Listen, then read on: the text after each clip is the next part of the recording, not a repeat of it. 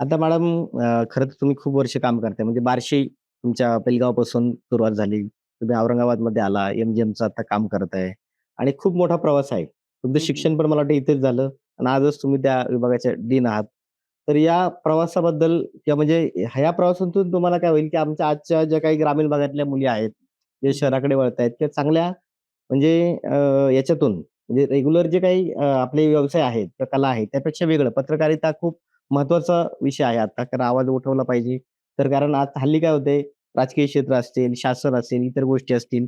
आपल्याला पत्रकारितेचा आधार घेऊन आपल्या हक्कांना अ, न्याय मागता येतो किंवा इतर गोष्टींना आपलं काम पुढे घेऊन जाता येतं.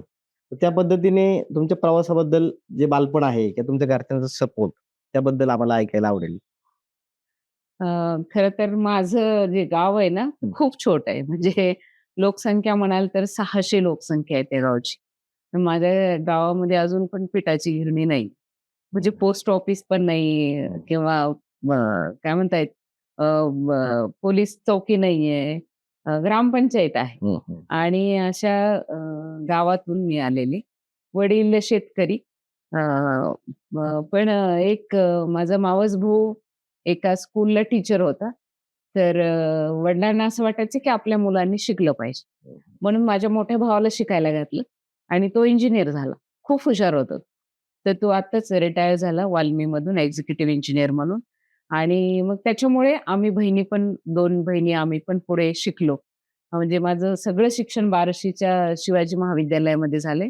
मी तिथून एम-ए लिटरेचरमध्ये केलं आणि मग लग्नानंतर मी इकडे आले हं. औरंगाबादला. हं, हं. जी एम-जी-एम संस्था आहे, हं. तर या संस्थेमध्ये मी bachelor of journalism, master of mass communication, हं. पुढे पी-एच-डी केलं आणि मला याच महाविद्यालयामध्ये काम करण्याची संधी मिळाली. हं. आता शेवटी कसं आहे, की ग्रामीण भागातून ज्या मुली येतात, हं. मला त्यांना आता तर खूप सुधारणा झाली. हो, हो. माझ्या वेळेस तर काहीच नव्हतं. म्हणजे मुलींना शिक्षणासाठी एखाद्या तालुका प्लेसला ठेवणं हे खूप मोठी गोष्ट होती. हो. म्हणजे आम्हाला भेटलं तर माझ्या गावामध्ये एक शेळके गुरुजी होते. हं, हं. ते विचारायचे, "शेळके गुरुजीच्या मुली का?" मला हो. खूप राग यायचा. मला वाटायचं, की एक शेतकरी पण शिकवू शकतो ना, हो, हो. गुरुजी शिकवू शकतो असं मुलीला असं काही नाहीये. अच्छा. मग मी त्यांना असं ठामपणे सांगायचे, "नाही, नाही, माझे वडील शेतकरी आहेत.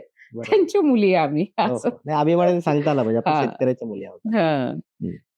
तर असं शिक्षणामुळेच इथपर्यंत पोहोचले. त्यामुळे शिक्षण हे खरं अ, बाबासाहेबांनी म्हटलेलंच आहे हं. ना, की वाघिणीचं दूध आहे दूध आहे. ते. बरोबर. कुणी पिलं तर ते गुरगुरल्याशिवाय राहणार नाही. तर हे करियर आपलं गुरगुरूनच आहे हो. थोडक्यात म्हणता येईल, की आपण इथपर्यंत आलो.